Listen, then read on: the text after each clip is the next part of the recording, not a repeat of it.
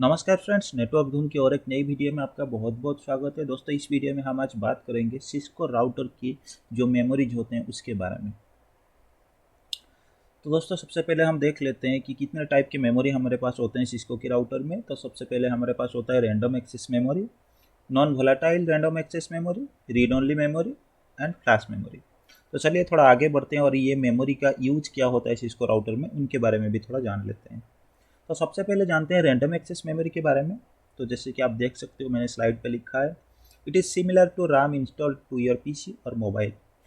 तो आपके जो पीसी है उसमें भी आपने सुना होगा कि मेरे पीसी का जो कॉन्फ़िगरेशन है वो 4 GB रैम के साथ आ रहा है, 8 GB रैम के साथ, या कुछ मोबाइल का भी कॉन्फ़िगरेशन आपने देखा होगा।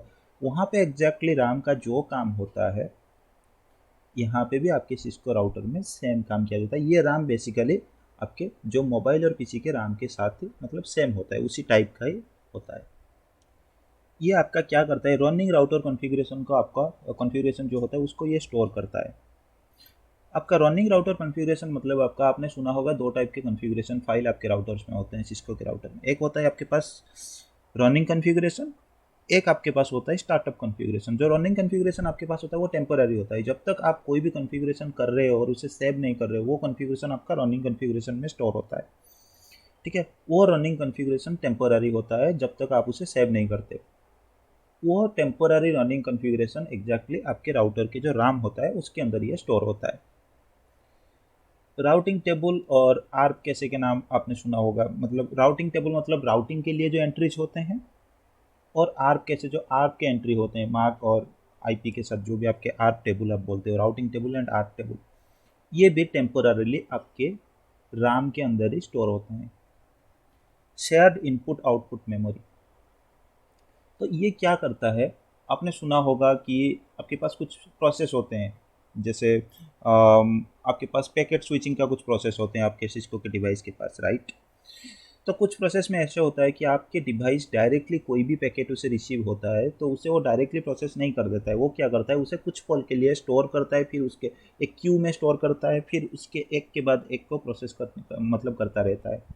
तो उस केस में क्या है, वो जो टेम्पोररीली आपका पैकेट आके पहले स्टोर हो जाता है वो भी आपका, आपने सुना होगा, बफर मेमोरी में स्टोर होता है। वो बफर मेमोरी एक्चुअली आपका रैम में ही बनता है। तो लास्ट में मैंने लिखा है, all the information in the RAM is temporarily stored in A router. जो भी इंफॉर्मेशन आपके रैंडम एक्सेस मेमोरी में स्टोर होते हैं वो टेम्पोररीली होता है, क्योंकि ये वोलाटाइल इन नेचर होता है। एक बार आपने इसे पावर ऑफ कर दिया तो सारे इंफॉर्मेशन इसमें से गायब हो जाते हैं। इसीलिए रैम के पास जितने भी सारे आपका टेम्पोररी इंफॉर्मेशन होता है, टेम्पोररी चीज़ें जो होते हैं स्टोर करने के लिए, वो सारे इंफॉर्मेशन आपके रैम में ही स्टोर होते हैं। दूसरा मेमोरी हमारे पास है non volatile random access memory, और एनवीराम के नाम में शॉर्टकट में, शॉर्ट फॉर्म में इसे हम जानते हैं। ये आपके स्टार्टअप कॉन्फ़िगरेशन फाइल को स्टोर करता है। आप जब भी कुछ कॉन्फ़िगरेशन कर रहे हो आपके राउटर के ऊपर, वो कॉन्फ़िगरेशन टेम्पररीली, जैसे कि मैंने आपको बताया, और ये रनिंग कॉन्फ़िगरेशन में आपका स्टोर होता है। जब आप राइट कमांड या फिर copy running configuration to startup configuration वाला कमांड चला लेते हो, तो ये क्या करता है, एक नया फाइल बना लेता है जिसका नाम दे देता है स्टार्टअप कॉन्फ़िगरेशन फाइल। ये फाइल एग्जैक्टली परमानेंट फाइल होता है, ताकि आप अपना राउटर को अगर रीलोड करते हो तो रीलोड करने के बाद भी आपका कॉन्फ़िगरेशन जो है आपके पास वापस आ जाता है, क्योंकि आपके जो कॉन्फ़िगरेशन होता है वो स्टार्टअप कॉन्फ़िगरेशन फाइल में स्टोर होता है।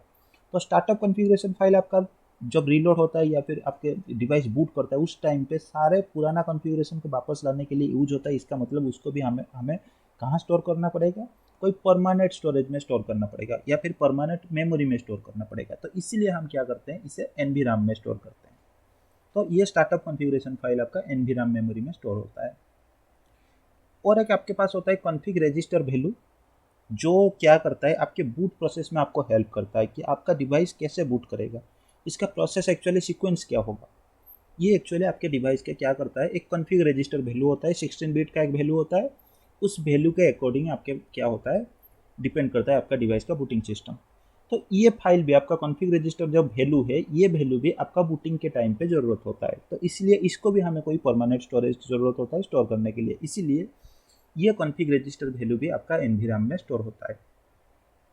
Due to non volatile in nature, जो भी इंफॉर्मेशन आप एनवी में स्टोर करते हो ये उसे परमानेंटली स्टोर कर देता है, और पावर जाने के बाद वापस अगर आप उसे स्टार्ट करते हो फिर भी ये इंफॉर्मेशन आपके सलामत आपको वापस मिल जाते हैं।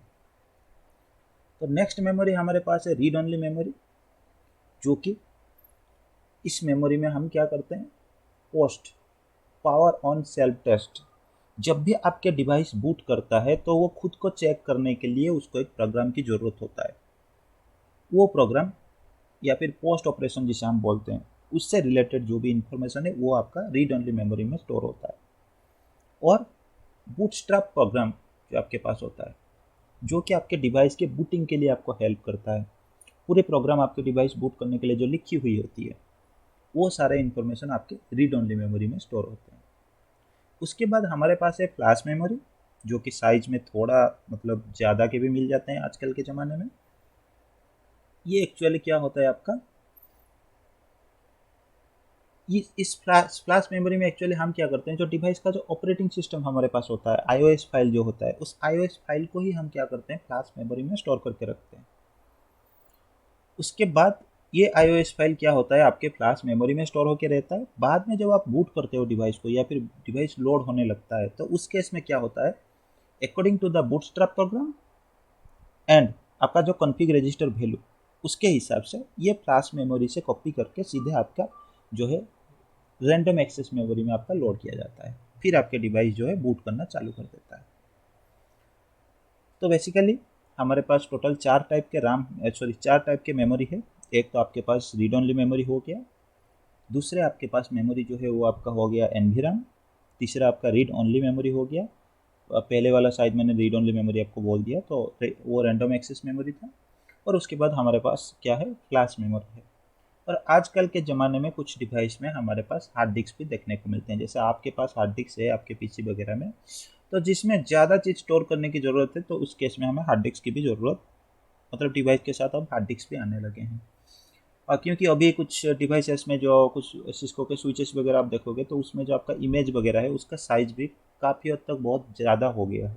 जैसे पहले हमारे पास कुछ इमेज था जिसका साइज़ 15 MB 20 MB तक था, लिमिटेड था, लेकिन अभी के ज़माने में वो 1 GB से ज़्यादा भी साइज़ के आने लगे हैं। तो दोस्तों, इस वीडियो को देखने के लिए आपका बहुत बहुत शुक्रिया। अगर आपको वीडियो अच्छा लगा है तो फिर वीडियो को लाइक कीजिए और हमारे चैनल को सब्सक्राइब कर लीजिए इस तरह का बहुत सारे वीडियो को आगे देखने के लिए। आपका बहुत बहुत शुक्रिया।